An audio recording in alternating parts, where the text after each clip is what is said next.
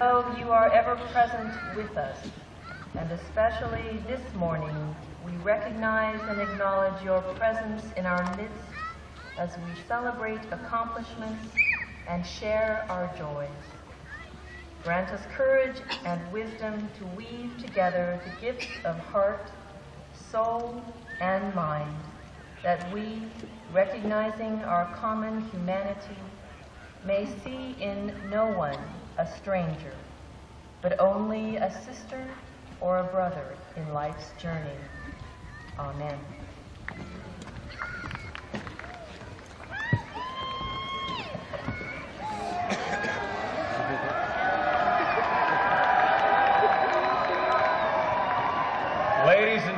everyone. I bid you welcome to the 100th commencement exercises of Stanford University.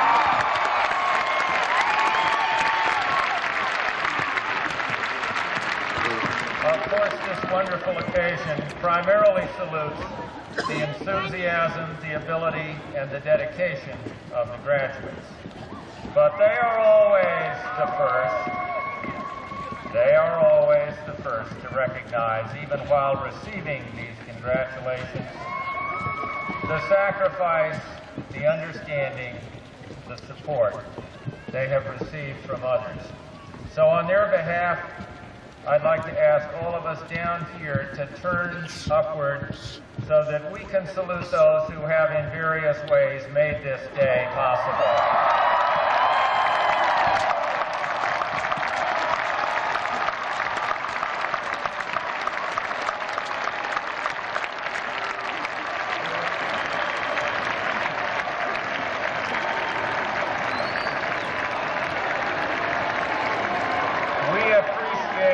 Their faith in you, and I appreciate their faith in us. Surely it would be inappropriate on this 100th anniversary not to remind ourselves of the very first commencement. It took place in the new gymnasium called Encina, decorated with eucalyptus and cedar boughs and cardinal bunting. 38 graduates heard an address by the Reverend Myron Reed of Denver. His style, we learned from the San Francisco Chronicle of 100 years ago today, was, and I quote, terse and epigrammatic, relieved by dry wit and by fine touches of nature as it looks to an outdoor man.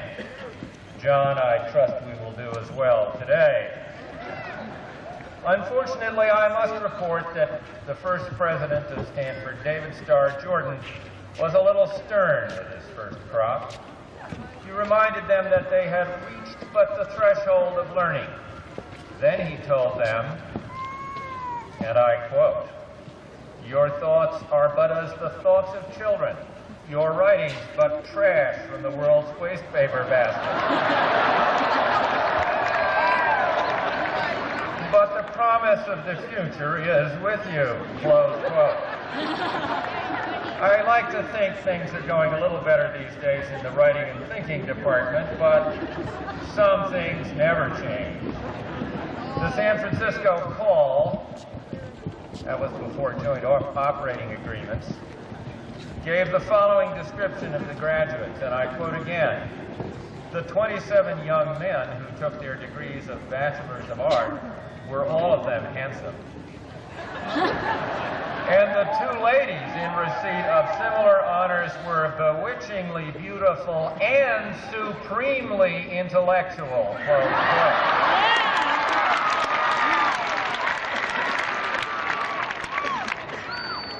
I must say I found it interesting that this account paid such careful and flattering attention to the physical attractiveness of both the male and female. Commencement is also an occasion for recognizing the particular achievements of individual Stanford faculty members. As usual, our colleagues have produced an array of accomplishments as remarkable for breadth as for luster. The rosters listed on page 16 of the commencement bulletin. But to give you a quick summary, 9 fellows added to the list of the American Academy of Arts and Sciences, bringing the Stanford membership to 195. 1 colleague was elected to the National Academy of Engineering, 3 to the National Academy of Sciences, 2 to the American Philosophical Society, 4 faculty members won Presidential Young Investigator Awards, 3 Guggenheim Fellowships, and Professor John McCarthy of Computer Science won the National Medal of Science, bringing Stanford membership in that distinguished circle to 19. The Alan Cox Medal, given annually to a faculty member for extraordinary service in fostering undergraduate research, was awarded yesterday to Professor Frank Wolak of the Economics Department. Our special thanks go to these and many other members of the Stanford faculty for dedication to their highest calling. Stanford students also won an impressive array of academic honors. 3 Marshall Scholars. An honor, too, to be sharing your platform with you, Don, at this centennial commencement. As many of you know, I returned to the university 2 years ago after 50 years in the East. Of course, I had to go through the inevitable period of missing Washington. That took a couple of days. There can't be many in this audience who were alive 100 years ago when the first commencement occurred. But I do know of one, alert and vital woman who meets that description and is here today. She supplied you with your commencement speaker, and she put me through Stanford, so I want to acknowledge the presence of my 100-year-old mother.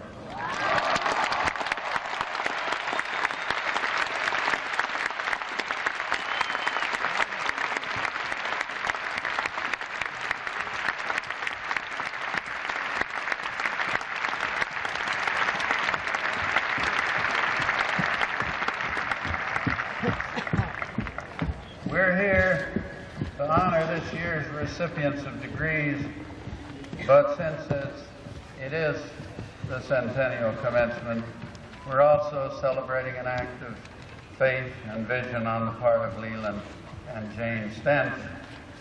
I consider myself fairly inured to the pain and tragedy of this life, but I've always thought that the loss of a child is the one event that would leave me completely shattered. For the Stanfords to fashion out of their grief a vibrant, living memorial is a tribute to their spirit. And when I think of Leland and Jane Stanford, that's what I think about.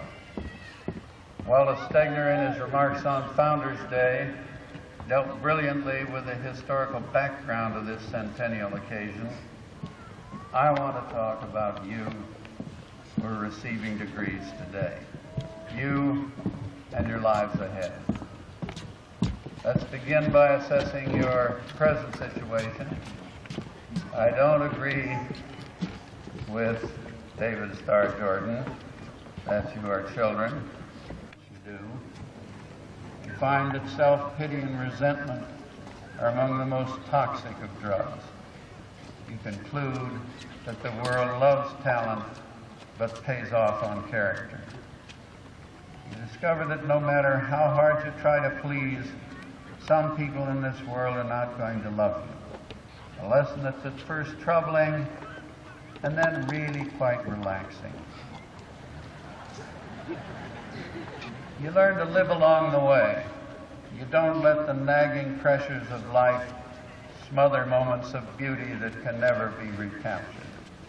Careless people treat unique moments as throwaways and live to regret it. Those are hard lessons to learn early in life. As a rule, you have to have picked up some mileage and some dents in your fenders before you understand. As Norman Douglas said, there's some things you can't learn from others. You've got to pass through the fire. You bear with the things you can't change. You come to terms with yourself. As Jim Whittaker, who climbed Mount Everest, said, you never conquer the mountain, you only conquer yourself.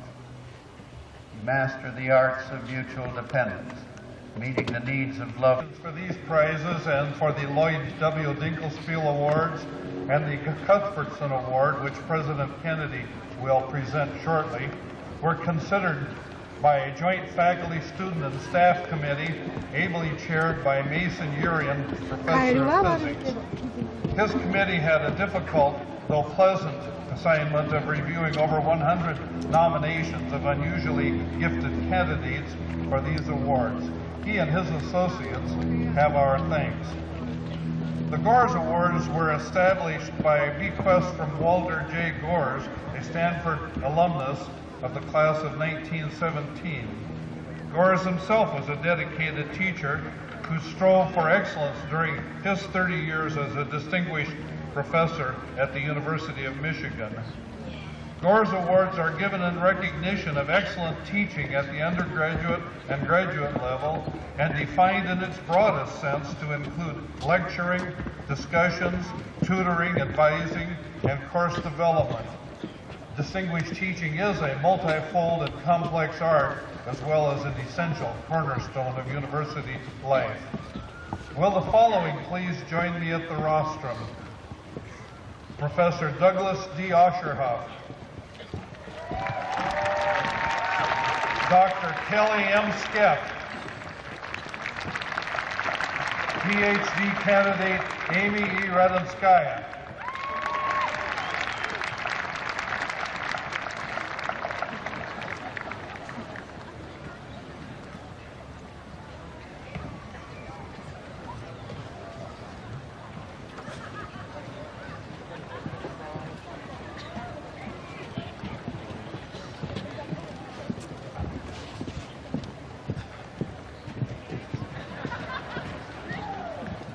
Let me turn first to Douglas D. Oscherhoff. For an unparalleled enthusiasm in teaching and inspiring physics students at all levels.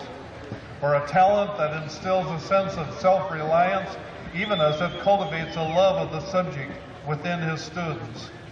And for a unique ability that transfers personal brilliance in science to younger persons. In short, for being one of Stanford's best exemplars of the fusion between scholarship and teaching, Douglas D. Oscherhoff, Professor of Physics, is hereby designated a 1991 recipient of the Walter J. GORS Award for Excellence in Teaching.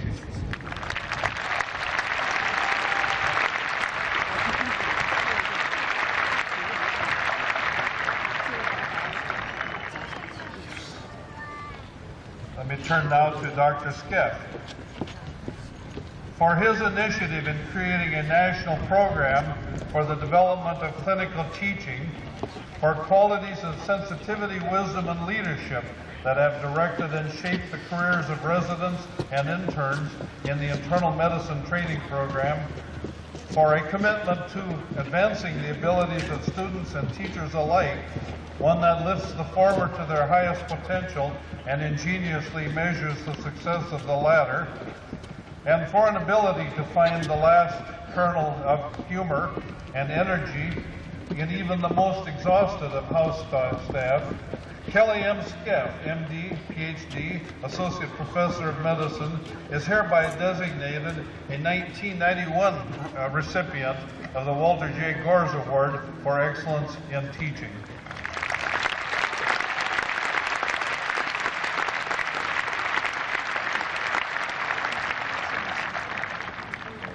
Finally, let me turn to PhD candidate Amy Radomskaya.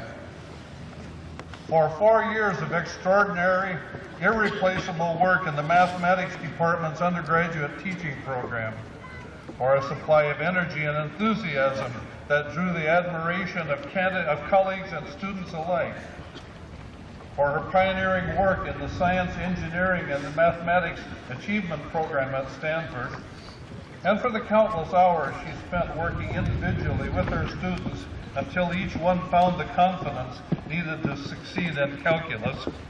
Amy E. Radomskaya, PhD candidate in the Department of Mathematics, is hereby designated a 1991 recipient of the Walter J. GORS Award for Excellence in Teaching.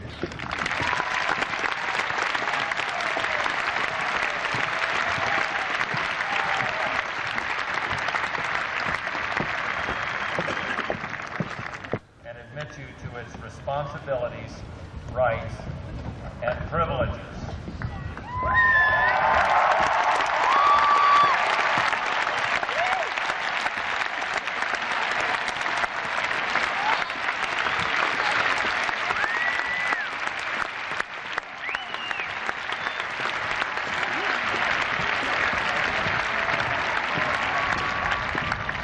Will the graduates please be seated?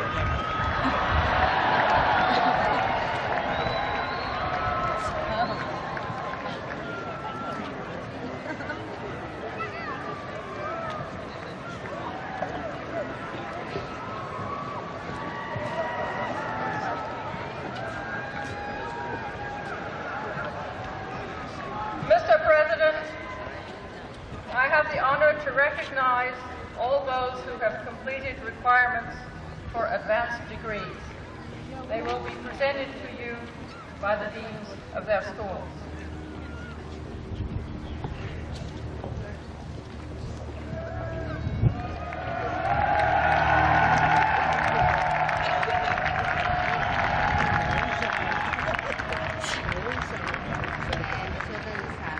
Will the candidates from the Graduate School of Business please rise?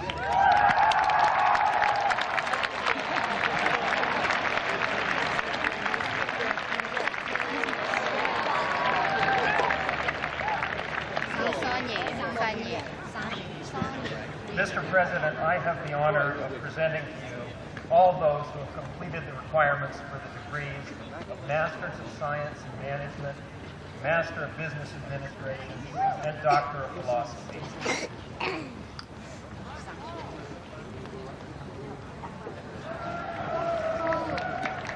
Will the candidates please be seated?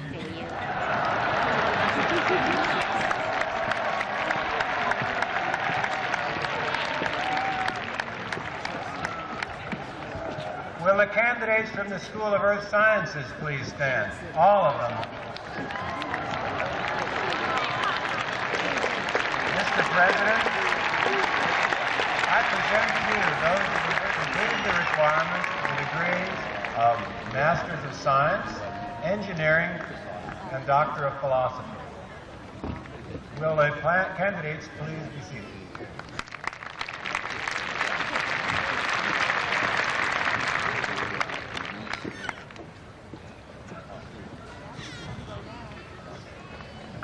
Will the candidates from the School of Education please stand?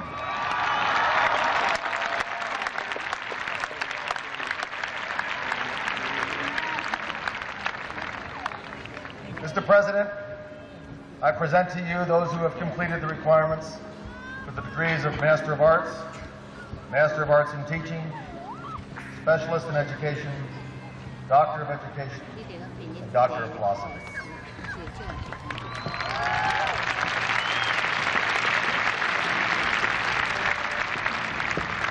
Will the candidates please be seated?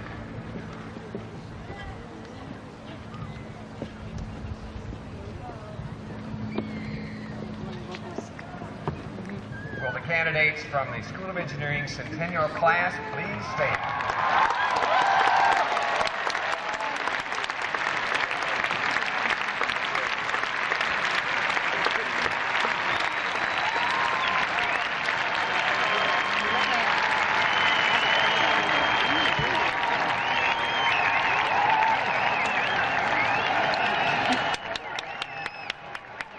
Mr. President, I have the honor to present to you those who have completed the requirements for the degrees of Master of Science, Engineer, and Doctor of Philosophy.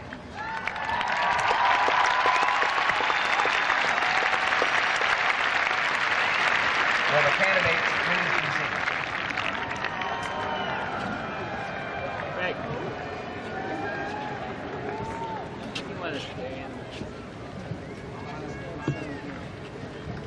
Will the candidates from the School of Humanities and Sciences please stand?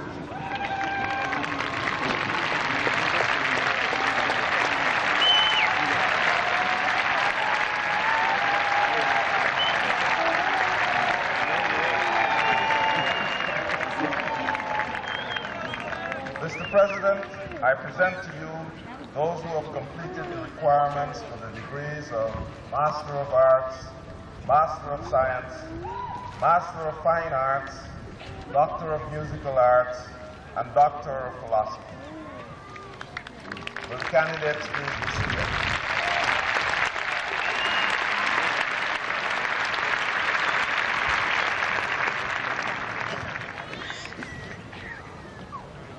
Will the candidates from the School of Law please stand?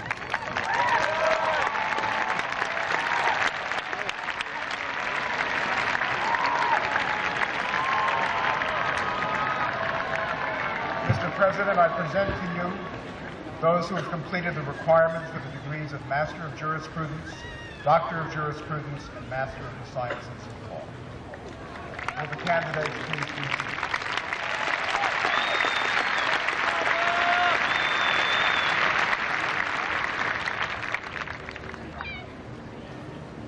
Will the candidates from the School of Medicine please stand?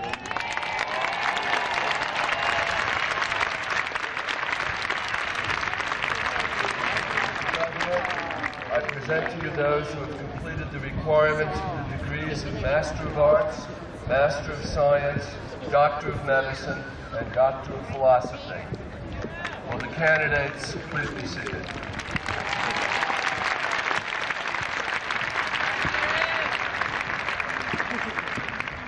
Will all the advanced degree candidates who have been presented to me please stand?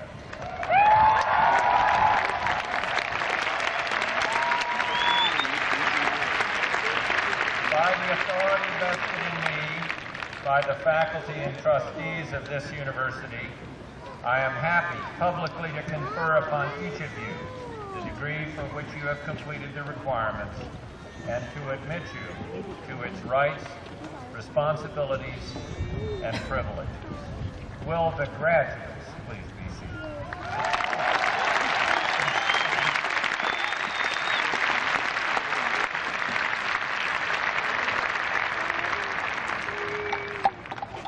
And now, my friends, it's time to consider, according to our ancient and honorable tradition, that vital question: is there life after Stanford?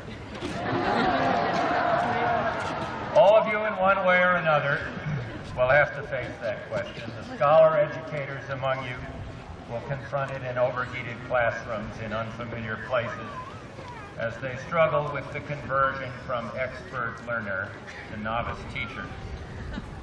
Those just hatched as lawyers will soon be reaching for 2,300 annual billable hours while remembering what it was like in the time before life after Stanford to have a life of their own.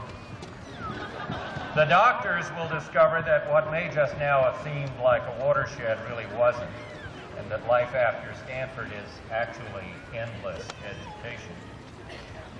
And you down there, the Centennial Senior,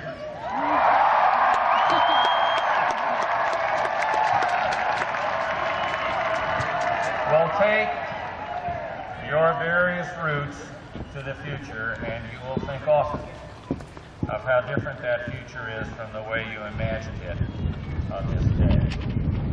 I hope you will all think, too, of the character of the Stanford life you left behind, and of the ways in which it has changed you. This community has many special qualities. One to which you have grown very accustomed in the past few years is its openness and trust, as standing even more valuable than the successes. If you hide the pain too well from yourself, you may miss the lesson. And if you hide it too well from others, they may decide that you're insensitive, or maybe worse, that you just don't get it. Fourth, your dignity is a priceless asset. I don't mean social dignity, the capacity to say the right thing or not to blush or to dress properly for the occasion. There's a deeper personal dignity that takes the hard shots, doesn't look for the nearest place to dump the blame, and above all, doesn't whine. No one can take your dignity away from you, but you can lose it. It's worth keeping. Fifth, most important, please don't draw, from my experience, any negative conclusions about the perils of leadership.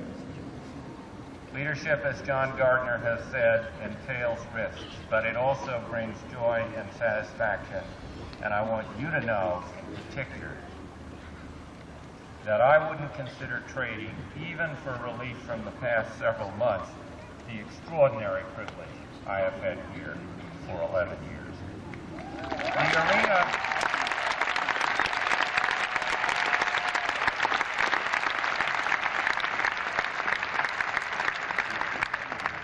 The arena, as Theodore Roosevelt called the high-risk domain of public life, is a rewarding and dangerous place. Great forces are at work there, forces you can barely steer most of the time and never control. But there you ride upon the great tectonic plates of social change and popular will. And as they move and shake you, you come to understand them as others can. Sometimes, just when you think you know them well enough to predict their movement, they will knock you off your feet. And then you have to recall the homily of Marion Wright Edelman's father, which she related here last year. It doesn't matter how many times you fall down, it's how many times you get up again. Support with all your might those who elect to enter the arena with you to share the joy and the risks. Cultivate a weary indifference towards those who watch but never play, and tolerate them when they contribute their occasional blinding flashes of hindsight. Last of all, which arena? I have just one worry about your inclinations, and it emerges from many studies of your cohort of university students. It is a mistrust of government and other large organizations, and an appetite for the personal independence you associate with ventures of small or local scale. One illustration is that though you're more committed than your forerunners to public service, you are considerably less likely to vote. I worry about the non-involvement with political life, and I fear, too, that if your preferences prevail, we will neglect a national need to make the big systems work better. There's a myth abroad in the land that says we can somehow get along on venture capital and smokeless information without big government or big production. That's nonsense. We have to make ships and steel as well as software, and we can't run a nation on local or special interest politics. We need large systems to solve large problems, to rebuild the cities, to find homes for the homeless, to rehabilitate the environment, to address poverty. A nation of entrepreneurs, each one insisting on his or her own space, won't get that done.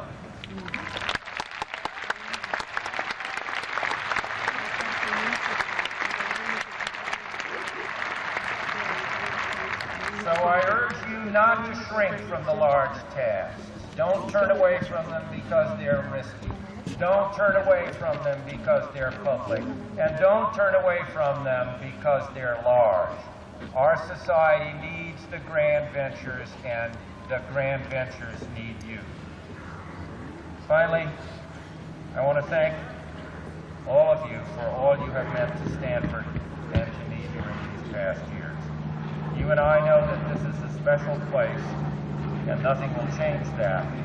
But you also should know that in this year particularly, you have brought me a great sense of pride and personal joy, the joy of knowing what splendid things go on here every day. More than that, many of you have brought me the gift of friendship and support, and for that I thank you. Whatever your views about these challenging, trying times, I hope you will take wonderful memories of Stanford with you. And to assist that process of recollection, I send you off with words I use at this moment every year, words said at another commencement by Adlai Stevenson. Your days are short here. This is the last of your springs. And now, in the serenity and quiet of this lovely place, touch the depths of truth. Feel the hem of heaven. You will go away with old good friends. And don't forget, when you leave, why you came. Good luck.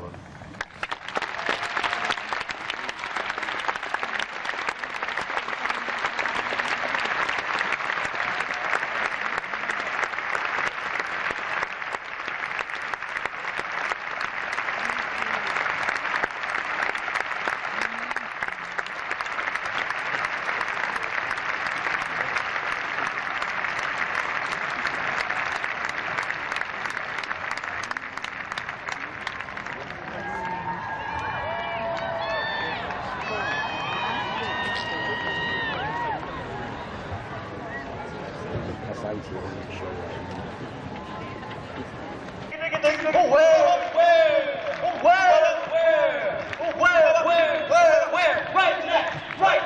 Right the neck there. Where the rolling foothills rise. Up toward mountains higher. Where eagle rise in the sunset fire.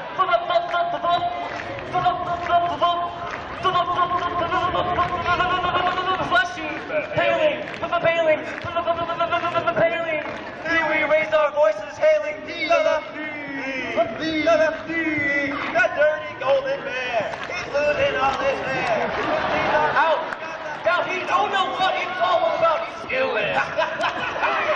Please, street, this is where it's at. Please, street, listen to this cat. From the foothills to the bay, ring, sing, it shall ring and float away. Extended commencement mix.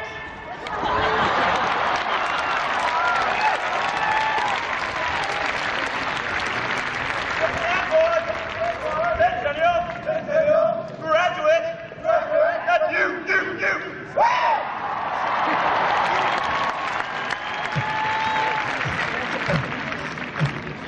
Hey, graduate. Hey, what? Hey, graduate. Hey, what? Why don't you show us how to get down? No way. Show us how to get down. Okay. Hail. From the foothills to the bay, it shall ring as we sing. It shall ring and float away. Hail. Stand forward.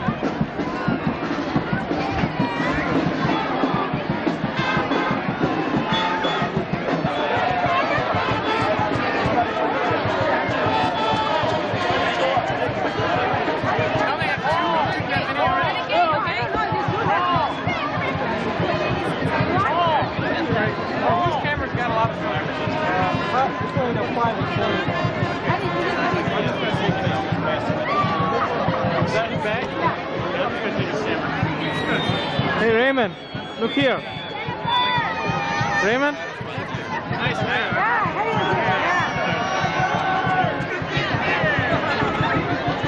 There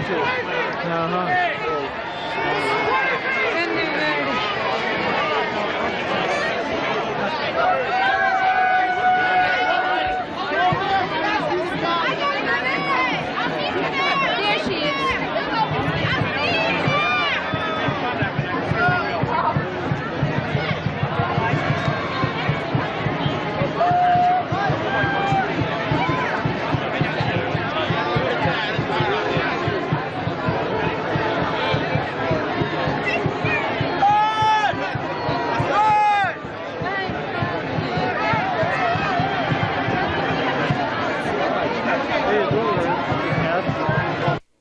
Making sure that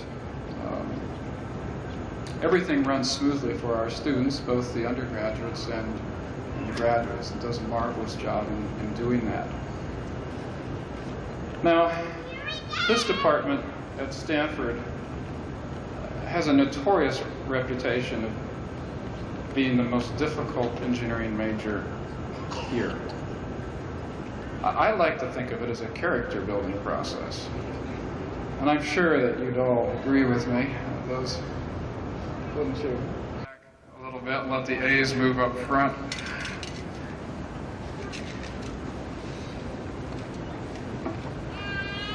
This is a very steep podium.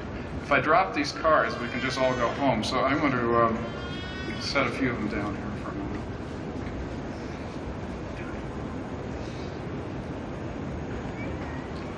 Well, we'll begin by calling forward Mark Anklin. Mark? He's going on for a PhD and has selected to do that at Princeton, which is a fine choice because 1/3 of the faculty at Princeton graduated from our department. So you won't really be leaving Stanford. Okay.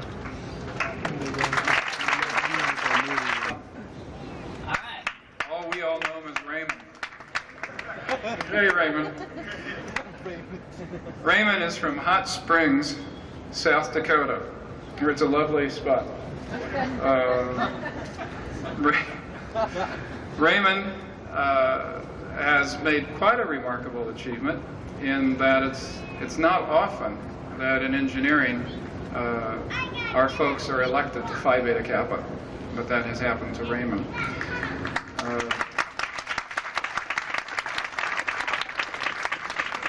He's also been elected to the Honorary Engineering Society, the Honor Engineering Society, Tau Beta Pi, and he received the American Institute of Chemists Outstanding Senior Award this year. He has been accepted to and plans to obtain an MD at the School of Medicine at the University of Washington in Seattle.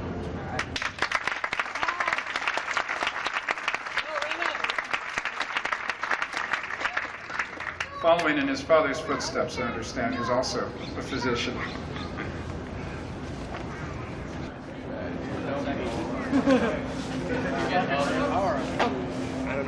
Come on, go ahead.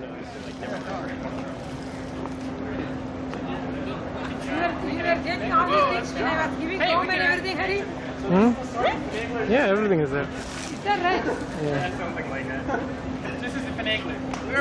Yeah, we are on video. We're on video. Yeah, go ahead. Red light's blinking. This is my friend Ray. Human switch, and this is Keith. Well, we integrated proportional integral control, proportional derivative control, and also I run the program which everyone else used. Therefore, I want to make that. Can I go back to kick now, Bob? Bob, lower those pants. Bob. Hey guys.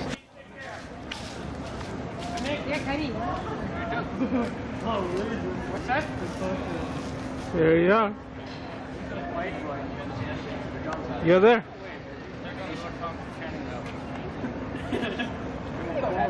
You don't get those. I've gotten burned once. Like right here. That's wearing glasses.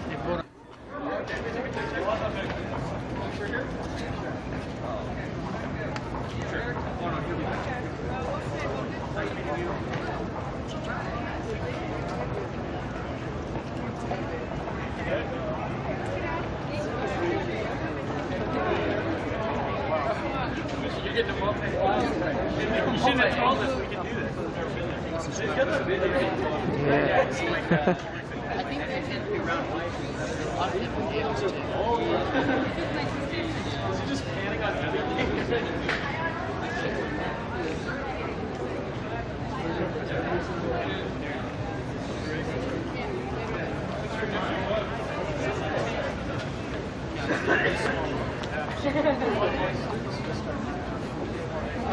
Yeah, he helped me out. Terribly uncommon, but compared to other animals, they have a picnic and it's sort of tough. It's just learned that if you don't get to bed, you get a job. It's bad.